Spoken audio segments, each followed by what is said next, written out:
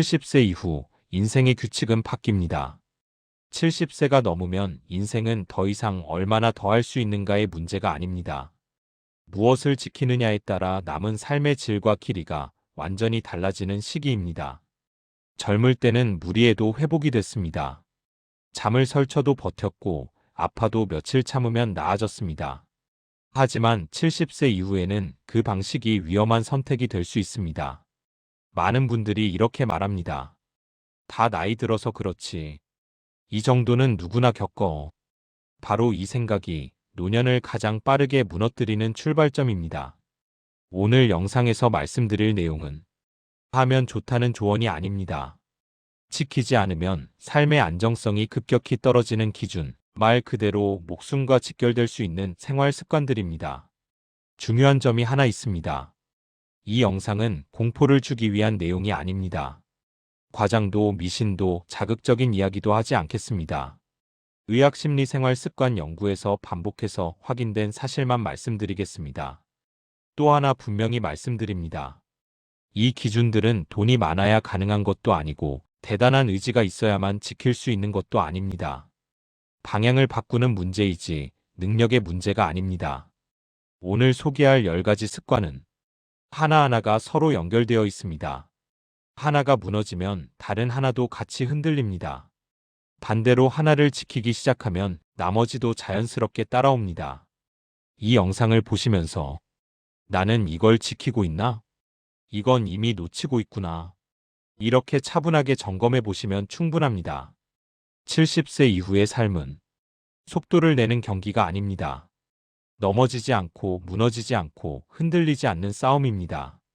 지금부터 70세가 넘으면 반드시 지켜야 할 10가지 생존 습관을 하나씩 차분하게 살펴보겠습니다. 첫 번째부터 시작하겠습니다. 습관 1. 아프면 참지 말고 즉시 확인한다. 70세 이후에 가장 위험한 습관은 조금 아픈 건 참고 넘기는 것입니다.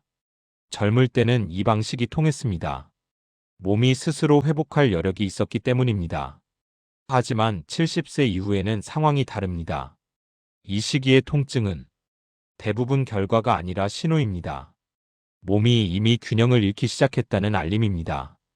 그런데 많은 분들이 이렇게 생각합니다. 병원 가봐야 나이 탓이라고 할 텐데 괜히 검사만 늘어나는 거 아니야? 이 판단이 문제를 키웁니다. 실제 현장에서 자주 보이는 사례가 있습니다. 기침이 조금 길어졌지만 참고 지내다가 폐렴이 깊어져 입원으로 이어지는 경우, 가슴 답답함을 소화 문제로 넘겼다가 심장 문제를 놓치는 경우입니다. 70대 이후에는 증상이 전형적으로 나타나지 않는 경우가 많습니다. 열이 거의 없는데도 감염이 진행되고 통증이 약한데도 내부에서는 문제가 커집니다. 그래서 이 정도면 괜찮겠지라는 판단이 가장 위험해집니다. 여기서 중요한 기준을 하나 말씀드리겠습니다. 통증의 세기가 아니라 지속 시간이 기준입니다. 이렇게 기억하시면 됩니다. 이틀, 즉 48시간입니다. 원인을 모르겠는데 불편함이 이틀 이상 계속된다면 그건 참을 일이 아니라 확인할 일입니다. 그리고 한 가지 더. 갑작스럽게 나타난 증상은 하루라도 기다리지 않는 것이 원칙입니다. 호흡이 달라졌다, 어지럼이 새로 생겼다, 평소와 다른 통증이 느껴진다. 이건 지켜보자의 대상이 아닙니다. 여기서 오해하지 말아야 할 점이 있습니다. 병원에 간다고 해서 바로 큰 병을 진단받는다는 뜻은 아닙니다. 대부분은 다행히 큰 문제는 아니다라는 확인을 받게 됩니다. 그 확인 자체가 안전입니다. 정리하겠습니다. 70세 이후의 몸 관리는 참는 능력이 아니라 확인하는 속도로 결정됩니다. 오늘부터 기준을 바꾸셔야 합니다. 아프면 참지 않는다. 나이 탓으로 넘기지 않는다. 48시간을 넘기지 않는다. 이 세 가지만 지켜도 노년기의 큰 위험 하나를 미리 차단할 수 있습니다. 이제 두 번째 습관으로 넘어가겠습니다. 습관 2. 넘어질 가능성을 운명으로 받아들이지 않는다. 70세 이후에 넘어지는 일은 그럴 수도 있지로 넘길 문제가 아닙니다. 넘어짐은 사고가 아니라 예측 가능한 위험입니다. 많은 분들이 이렇게 생각합니다. 조심해도 나이 들면 한 번쯤은 넘어지는 거지. 하지만 이 생각이 노년의 삶을 가장 빠르게 무너뜨립니다. 실제 사례를 하나 보겠습니다. 집 안에서 발을 헛디뎌 한 번 넘어졌습니다. 뼈에는 큰 이상이 없었습니다. 그런데 그 이후부터 움직임이 눈에 띄게 줄어듭니다. 밖에 나가는 게 겁나고 걸음이 더 조심스러워집니다. 문제는 여기서부터입니다. 움직임이 줄면 근육이 빠르게 약해집니다. 근육이 줄면 균형 감각이 더 떨어집니다. 그리고 두 번째 낙상이 훨씬 쉽게 찾아옵니다. 이것이 바로 노년기 낙상의 가장 흔한 경로입니다. 한 번의 넘어짐이 연쇄적인 기능 저하로 이어지는 구조입니다. 의학적으로 보면 70대 이후 낙상은 단순한 외상이 아니라 사망률과 직결된 사건으로 분류됩니다. 넘어진 뒤 생기는 합병증, 장기 침상, 폐렴, 전신 쇠약이 위험을 키웁니다. 중요한 사실 하나를 짚겠습니다. 대부분의 낙상은 밖이 아니라 집 안에서 발생합니다. 익숙하다는 이유로 가장 방심하는 공간에서 일어납니다. 그래서 노년기의 안전은 의지보다 환경 관리가 핵심입니다. 행동 기준을 정리해 드리겠습니다. 첫째, 발부터 바꾸셔야 합니다. 미끄러운 실내와 헐거운 슬리퍼는 즉시 정리하는 게 맞습니다. 둘째, 밤을 대비해야 합니다. 야간에 화장실 갈 때 불을 더듬는 구조라면 이미 위험 신호입니다. 은은한 상시 조명이 필요합니다. 셋째, 욕실과 현관은 사고 구역으로 인식해야 합니다. 손잡이 하나, 미끄럼 방지 하나가 낙상 위험을 크게 낮춥니다. 마지막으로 하나 더. 균형 감각은 스스로 점검해야 합니다. 한 발로 잠깐 서보기, 의자에서 일어나 앉기. 이게 불안해졌다면 이미 대비할 시점입니다. 정리하겠습니다. 70세 이후에 중요한 건 조심하자가 아닙니다. 넘어질 수 없게 만드는 구조입니다. 낙상은 운명이 아닙니다. 관리하지 않은 결과일 뿐입니다. 이제 세 번째 습관으로 넘어가겠습니다. 습관 3. 식사는 적게가 아니라 빠짐없이. 70세 이후 식사에서 가장 흔한 착각이 하나 있습니다. 이제는 많이 먹으면 안 된다는 생각입니다. 물론 과식은 좋지 않습니다. 하지만 노년기에 더 위험한 것은 과식이 아니라 결핍입니다. 실제 현장에서 자주 보는 사례입니다. 체중은 크게 변하지 않았는데 기력이 급격히 떨어집니다. 검사를 해보면 근육량이 많이 줄어 있습니다. 이런 분들 대부분이 이렇게 말합니다. 나 요즘 밥 많이 안 먹어. 소식이 건강한 거 아니야? 젊을 때의 소식과 노년기의 소식은 다릅니다.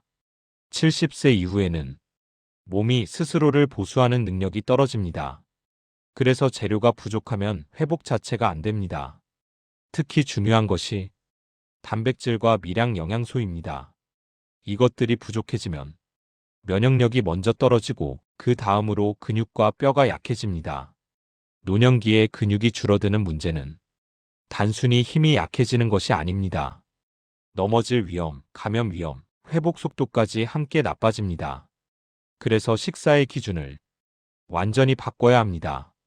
적게 먹는 게 목표가 아니라 빠짐없이 먹는 것이 기준입니다. 여기서 복잡한 계산은 필요 없습니다. 현실적인 기준만 말씀드리겠습니다. 첫째, 끼니를 거르지 않습니다. 입맛이 없어도 하루 3번이라는 틀은 유지해야 합니다. 양이 적어도 괜찮습니다. 빈도가 중요합니다. 둘째, 매 끼니 단백질을 의식합니다. 고기, 생선, 달걀, 두부, 콩. 손바닥 크기 정도면 충분합니다. 셋째, 입맛이 없을 때는 양을 늘리려고 애쓰지 말고 횟수를 늘립니다. 한 번에 많이 먹으려 하지 말고 조금씩 나누어 먹습니다. 넷째, 먹고 싶을 때만 먹는다는 기준은 70세 이후에는 위험합니다. 배고픔 신호가 둔해지기 때문입니다. 정리하겠습니다. 노년기의 식사는 절제가 아니라 유지 관리입니다. 몸을 버티게 하는 연료를 꾸준히 공급하는 일입니다. 오늘부터 기준을 이렇게 바꾸시면 됩니다. 적게 먹자가 아니라 빠짐없이 먹자. 이제 네 번째 습관으로 넘어가겠습니다. 습관 4. 잠을 버티는 시간으로 만들지 않는다. 70세 이후에 잠이 줄어드는 것은 어느 정도 자연스러운 변화입니다. 하지만 여기서 많은 분들이 아주 위험한 착각을 합니다. 원래 나이 들면 잠이 없어지는 거야. 잠 못 자도 낮에 좀 쉬면 되지. 이 생각이 계속되면 잠은 회복의 시간이 아니라 그냥 버티는 시간이 됩니다. 실제 사례를 보겠습니다. 밤에 잠이 잘 오지 않아 뒤척이다가 새벽을 맞습니다. 낮에는 멍하고 집중이 안 되고 외출을 미루게 됩니다. 그러다 보니 낮잠이 늘어나고 밤잠은 더 깨집니다. 이렇게 수면 리듬이 무너지는 구조가 노년기 불면의 전형적인 경로입니다. 문제는 단순히 피곤한 데서 끝나지 않습니다. 70세 이후의 수면 부족은 낙상 위험을 높이고 기억력과 판단력을 떨어뜨리며 면역 기능까지 약화시킵니다. 특히 밤에 제대로 쉬지 못하면 몸은 항상 비상 상태에 머무르게 됩니다. 이 상태가 오래가면 작은 질병에도 쉽게 무너집니다. 그래서 노년기의 수면은 얼마나 오래 자느냐보다 얼마나 규칙적이냐가 더 중요합니다. 여기서 현실적인 기준을 드리겠습니다. 첫째, 기상 시간은 고정합니다. 전날 잠을 설쳤더라도 아침에 일어나는 시간은 유지하는 것이 수면 리듬을 회복하는 핵심입니다. 둘째, 낮잠은 짧게 제한합니다. 30분을 넘기지 않는 것이 기준입니다. 그 이상 자면 밤잠을 잠식하기 시작합니다. 셋째, 잠이 안 온다고 침대에서 오래 버티지 않습니다. 잠은 노력으로 얻는 게 아닙니다. 잠이 안 오면 잠시 일어나 조용한 활동을 하고 다시 눕는 것이 낫습니다. 넷째, 수면제에 대한 태도를 정리해야 합니다. 약은 도움을 줄 수 있지만 습관이 되면 오히려 자연스러운 수면 능력을 더 약하게 만듭니다. 반드시 의사와 상의하며 최소한으로 사용하는 것이 원칙입니다. 정리하겠습니다. 70세 이후의 잠은 버텨내는 시간이 아니라 몸과 뇌를 다시 세우는 시간이어야 합니다. 잠을 포기하기 시작하면 회복도 함께 포기하게 됩니다. 이제 다섯 번째 습관으로 넘어가겠습니다. 습관 5. 사람 관계를 의무로 유지하지 않는다. 70세 이후 인간관계에서 가장 많이 생기는 문제는 사람이 없어서가 아닙니다. 억지로 유지하는 관계가 너무 많아서입니다. 많은 분들이 이렇게 말합니다. 그래도 오래 알았는데 가야지. 안 나가면 사람이 이상하게 볼까봐. 이런 생각으로 만남을 이어갑니다. 그런데 이상한 일이 벌어집니다.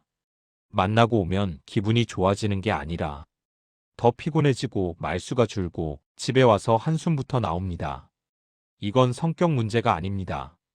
노년기의 에너지 구조가 바뀌었기 때문입니다. 70세 이후에는 몸의 에너지만 줄어드는 게 아니라 감정을 처리하는 여력도 함께 줄어듭니다. 그래서 의미 없는 대화, 비교와 자랑이 많은 자리, 불편한 눈치를 보는 관계가 몸에 직접적인 부담이 됩니다. 의학적으로도 확인된 사실입니다. 지속적인 감정 소모는 면역 기능과 회복력을 떨어뜨립니다. 기분 문제로 끝나지 않고 몸 전체에 영향을 줍니다. 여기서 중요한 기준을 하나 세워야 합니다. 사람을 만난 뒤의 상태를 기준으로 삼는 것입니다. 이렇게 점검해 보시면 됩니다. 그 사람을 만나고 나서 몸이 가벼운지 아니면 더 무거워지는지, 노년기의 관계는 얼마나 오래 알았느냐보다 지금 나에게 어떤 영향을 주느냐가 기준입니다. 그렇다고 사람을 모두 끊으라는 말은 아닙니다. 다만 관계의 성격을 바꾸라는 이야기입니다. 행동 지침을 정리해 드리겠습니다. 첫째, 만남의 빈도를 줄여도 됩니다. 관계를 끊지 않아도 거리 조절은 충분히 가능합니다. 둘째, 불편한 자리는 한 번 더 생각하고 결정합니다. 의무감만으로 움직이지 않습니다. 셋째, 혼자 있는 시간을 부정적으로 해석하지 않습니다. 고립과 휴식은 다릅니다. 넷째, 편안한 한두 사람만 있어도 노년기에는 충분합니다. 정리하겠습니다. 70세 이후의 인간관계는 확장이 아니라 정리의 단계입니다. 관계를 줄이는 것이 아니라 부담을 줄이는 것입니다. 이제 6번째 습관으로 넘어가겠습니다. 습관 6. 하루에 반드시 몸을 쓰는 이유를 만든다. 70세 이후에 가장 조용하지만 가장 빠르게 삶을 약하게 만드는 습관이 있습니다. 바로 움직이지 않는 생활입니다. 많은 분들이 이렇게 말합니다. 운동은 해야 하는데 귀찮아서, 관절이 안 좋아서 쉬는 게 낫지 않나? 하지만 이 선택이 오히려 몸을 더 빨리 약하게 만듭니다. 중요한 점이 하나 있습니다. 노년기의 문제는 운동을 안 해서가 아니라 몸을 쓸 이유가 사라지는 것입니다. 실제 사례를 보겠습니다. 특별히 아픈 데는 없는데 하루 대부분을 앉아서 보냅니다. 외출할 이유도 움직일 이유도 없습니다. 그러다 어느 순간부터 계단이 힘들어지고 조금만 걸어도 숨이 찹니다. 이건 노화가 아니라 사용하지 않은 결과입니다. 의학적으로 보면 근육과 균형 감각은 쓰지 않으면 매우 빠르게 줄어듭니다. 특히 하체 근육은 생존과 직접 연결됩니다. 걷기, 일어서기, 균형 잡기. 이게 무너지면 다른 모든 생활이 함께 흔들립니다. 그래서 노년기의 움직임은 운동해야지라는 결심으로는 오래가지 않습니다. 대신 이렇게 바꿔야 합니다. 몸을 써야만 하는 이유를 만드는 것입니다. 행동 기준을 구체적으로 말씀드리겠습니다. 첫째, 목적 없는 운동보다 목적 있는 움직임을 만듭니다. 걷기 자체를 목표로 삼지 말고 어디까지 가야 하는 이유를 만듭니다. 우체국, 시장, 산책 약속처럼 말입니다. 둘째, 일상 동작을 줄이지 않습니다. 엘리베이터 대신 한층 계단, 의자에 앉았다 일어나는 동작. 이런 것들이 실제로 운동 효과를 만듭니다. 셋째, 집안일을 피하지 않습니다. 청소, 정리, 설거지. 이건 귀찮은 일이 아니라 몸을 유지하는 도구입니다. 넷째, 오늘은 안 해도 되지라는 말을 습관처럼 하지 않습니다. 하루 이틀의 중단이 생활 전체의 멈춤으로 이어질 수 있습니다. 정리하겠습니다. 70세 이후에 중요한 건 강도 높은 운동이 아닙니다. 하루에 몸을 쓸 이유가 있는 삶입니다. 몸을 쓰는 날이 이어지면 몸은 버텨줍니다. 멈추는 날이 늘어나면 몸은 빠르게 포기합니다. 이제 7번째 습관으로 넘어가겠습니다. 습관 7. 약을 믿음이 아니라 관리 대상으로 본다. 70세 이후에는 약이 생활의 일부가 됩니다. 그 자체는 문제가 아닙니다. 문제는 약을 생각 없이 믿는 것입니다. 많은 분들이 이렇게 말합니다. 의사가 줬으니까 괜찮겠지. 예전부터 먹던 약이라 문제 없어. 하지만 이 태도가 노년기에는 위험해질 수 있습니다. 실제 사례를 하나 보겠습니다. 여러 병원을 다니며 각각 처방받은 약을 그대로 복용합니다. 어느 순간부터 어지럽고 입이 마르고 걸음이 불안해집니다. 결국 넘어지는 사고로 이어집니다. 이런 경우 대부분의 원인은 질병이 아니라 약물 상호작용입니다. 70세 이후에는 몸이 약을 처리하는 속도가 느려집니다. 젊을 때는 괜찮던 약도 노년기에는 과도하게 작용할 수 있습니다. 그래서 약은 맹목적으로 믿는 대상이 아니라 계속 점검해야 하는 관리 대상입니다. 여기서 꼭 지켜야 할 기준을 말씀드리겠습니다. 첫째, 복용 중인 약을 한 번에 정리해야 합니다. 병원별로 나뉜 기억이 아니라 하나의 목록으로 관리해야 합니다. 둘째, 새로운 증상이 생기면 가장 먼저 약을 의심합니다. 어지럼, 졸림, 변비, 식욕저하. 이런 변화는 질병이 아니라 약 때문일 수 있습니다. 셋째, 정기적으로 약을 줄일 수 있는지 상담해야 합니다. 노년기의 약 관리는 추가보다 감량이 핵심인 경우가 많습니다. 넷째, 주변에서 좋다는 약, 건강기능식품을 무분별하게 더하지 않습니다. 약은 많아질수록 위험도 함께 커집니다. 정리하겠습니다. 70세 이후의 약은 몸을 지켜주는 도구이기도 하지만 관리하지 않으면 새로운 위험이 되기도 합니다. 약을 먹는다는 사실보다 약을 어떻게 관리하느냐가 노년기의 안전을 좌우합니다. 이제 8번째 습관으로 넘어가겠습니다. 습관 8. 하루 한 번은 의미 있는 생각을 한다. 70세 이후에 가장 조용하게 약해지는 것은 몸만이 아닙니다. 생각하는 힘도 함께 줄어듭니다. 많은 분들이 이렇게 말합니다. 이제 머리 쓰는 건 피곤해. 그냥 TV 보면서 쉬는 게 제일 편해. 하지만 이 생활이 길어지면 뇌는 빠르게 사용 중지 상태로 들어갑니다. 실제 사례를 보겠습니다. 하루 종일 텔레비전을 켜두고 흘러가는 내용을 그냥 봅니다. 정보는 들어오지만 정리하거나 판단할 필요는 없습니다. 처음에는 편하지만 시간이 지나면 집중력과 판단력이 눈에 띄게 떨어집니다. 중요한 점은 이게 나이 때문이 아니라 사용 방식의 문제라는 것입니다. 뇌는 근육과 비슷합니다. 쓰면 유지되고 안 쓰면 빠르게 약해집니다.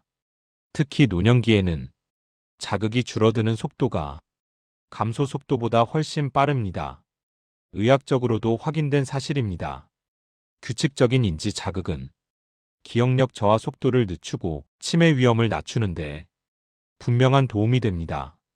여기서 오해하지 마셔야 할 점이 있습니다. 어려운 공부를 하라는 말이 아닙니다. 퍼즐을 풀어야만 하는 것도 아닙니다. 핵심은 의미 있게 생각하는 시간입니다. 행동 기준을 정리해 드리겠습니다. 첫째, 하루에 한 번 읽고 생각하고 정리하는 시간을 만듭니다. 신문 한 기사, 책 한 쪽이면 충분합니다. 둘째, 내용을 그냥 넘기지 말고 이게 무슨 뜻일까? 내 상황이라면 어떻게 할까? 이렇게 한 번 더 생각합니다. 셋째, 생각한 내용을 한 문장으로 정리해 봅니다. 말로 하든 메모로 하든 상관없습니다. 정리하는 과정이 핵심입니다. 넷째, 남의 생각만 소비하지 말고 내 판단을 한 번 덧붙입니다. 맞다 아니다를 떠나 생각을 붙이는 게 중요합니다. 정리하겠습니다. 노년기의 뇌는 쉬게 두면 편해 보이지만 사실은 가장 빨리 약해집니다. 하루 한 번의 의미 있는 생각은 기억을 지키는 습관이자 자기 자신을 유지하는 방법입니다. 이제 9번째 습관으로 넘어가겠습니다. 습관 9. 자녀, 주변 사람에게 기대를 줄인다. 70세 이후 인간관계에서 가장 조용하지만 깊게 상처를 남기는 것이 있습니다. 바로 기대입니다. 많은 분들이 이렇게 말합니다. 내가 해준 게 얼만데. 이 정도는 알아서 해줄 줄 알았지. 이 말 속에는 서운함과 실망이 함께 들어 있습니다. 문제는 이 기대가 상대에게 전달되지 않았다는 데 있습니다. 기대는 말하지 않으면 상대는 알 수 없습니다. 그리고 알지 못한 기대는 충족될 가능성도 없습니다. 실제 사례를 보겠습니다. 자녀가 자주 연락하지 않습니다. 마음속으로는 부모인데 이 정도는 해야지라고 생각합니다. 연락이 없을수록 서운함은 쌓이고 관계는 점점 불편해집니다. 이 상황에서 중요한 사실 하나를 짚어야 합니다. 자녀가 나쁘기 때문이 아니라 기대의 기준이 달라졌기 때문입니다.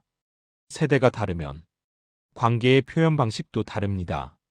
노년기의 기준을 그대로 상대에게 적용하면 갈등이 생길 수밖에 없습니다. 심리적으로 보면 기대는 관계를 묶어두는 역할을 하지 않습니다. 오히려 실망을 반복시키며 정서적 소모를 키웁니다. 이 소모는 몸의 회복력과 면역에도 영향을 줍니다. 그래서 노년기의 관계에서는 기대를 줄이는 것이 관계를 지키는 방법이 됩니다. 행동 지침을 정리해 드리겠습니다. 첫째, 도움은 요청하되 기대는 하지 않습니다. 해주겠지 대신 부탁해도 될까로 바꿉니다. 둘째, 해준 것에 대한 보상을 마음속에서 계산하지 않습니다. 계산이 시작되면 서운함도 함께 시작됩니다. 셋째, 작은 도움에도 즉시 고마움을 표현합니다. 감사는 관계를 부드럽게 만들고 기대는 관계를 무겁게 만듭니다. 넷째, 다른 사람과 비교하지 않습니다. 비교는 항상 불만을 키우는 방향으로 작동합니다. 정리하겠습니다. 70세 이후의 인간관계는 받는 관계가 아니라 편안한 관계여야 합니다. 기대를 줄이면 서운함도 줄어듭니다. 서운함이 줄어들면 관계는 훨씬 오래 갑니다. 이제 마지막 10번째 습관으로 넘어가겠습니다. 습관 10. 죽음을 생각하되 두려워하지 않는다. 70세 이후에 많은 분들이 마음속으로 피하는 주제가 있습니다. 바로 죽음입니다. 그런 얘기하면 재수 없다. 아직은 생각할 때가 아니야. 이렇게 미뤄두는 경우가 많습니다. 하지만 아이러니하게도 죽음을 외면할수록 삶은 더 불안해집니다. 실제 사례를 보겠습니다. 아무 준비도 하지 않은 상태에서 갑작스러운 상황을 맞게 되면 본인도 가족도 모두 혼란에 빠집니다. 결정해야 할 일이 쏟아지는데 기준이 없기 때문입니다. 반대로 미리 정리해둔 사람들은 다릅니다. 불필요한 연명 치료를 원하지 않는다는 뜻, 의료 결정에 대한 기준, 남기고 싶은 말, 이런 것들이 정리되어 있으면 현재의 삶도 훨씬 안정됩니다. 중요한 점은 죽음을 준비한다는 것이 삶을 포기하는 게 아니라는 사실입니다.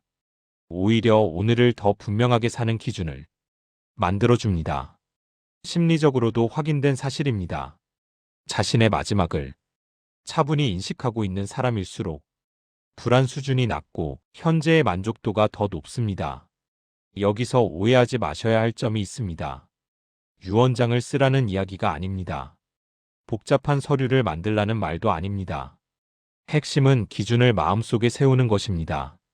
행동 지침을 정리해 드리겠습니다. 첫째, 의료 결정에 대한 본인의 생각을 정리해 둡니다. 어디까지 치료를 원하고 어디서 멈추고 싶은지 스스로에게 질문해 보십시오. 둘째, 꼭 전하고 싶은 말을 마음속에만 두지 않습니다. 한 사람에게라도 차분히 전해두는 것이 좋습니다. 셋째, 오늘 하루를 나중에 후회하지 않을 기준으로 살아봅니다. 이 기준이 생기면 삶이 덜 흔들립니다. 정리하겠습니다. 70세 이후의 삶은 끝을 두려워할수록 불안해지고 끝을 인정할수록 현재가 단단해집니다. 죽음을 생각하는 것은 삶을 포기하는 일이 아니라 삶을 정리하는 힘입니다. 엔딩. 오래 사는 법이 아니라 무너지지 않는 법. 오늘 말씀드린 10가지는 특별한 사람만 지킬 수 있는 비결이 아닙니다. 70세 이후라면 누구에게나 필요한 생활의 기준입니다. 이 기준을 모두 완벽하게 지키려고 애쓰지 않으셔도 됩니다. 노년기의 삶은 의지가 아니라 지속 가능성의 문제이기 때문입니다. 중요한 것은 지금 이 순간 이 10가지 중에서 하나라도 지키고 있느냐입니다. 하나가 유지되면 다른 하나도 따라오기 시작합니다. 70세 이후의 삶은 속도를 내는 경기가 아닙니다. 비교할 필요도 앞서갈 필요도 없습니다. 넘어지지 않고 무너지지 않고 내 삶의 중심을 지키는 과정입니다. 오늘 이 영상을 통해 이건 내가 이미 하고 있구나. 이건 조금 바꿔야겠구나. 이렇게 하나라도 점검하셨다면 그것으로 충분합니다. 노년의 삶은 비워지는 시간이 아니라 본질만 남는 시간입니다. 불필요한 것을 줄일수록 몸과 마음은 더 안정됩니다. 이제부터는 오래 사는 법보다 흔들리지 않는 기준을 지키는데 힘을 쓰시면 됩니다. 지금 이 순간에도 당신은 이미 잘 해내고 계십니다. 시청해 주셔서 감사합니다.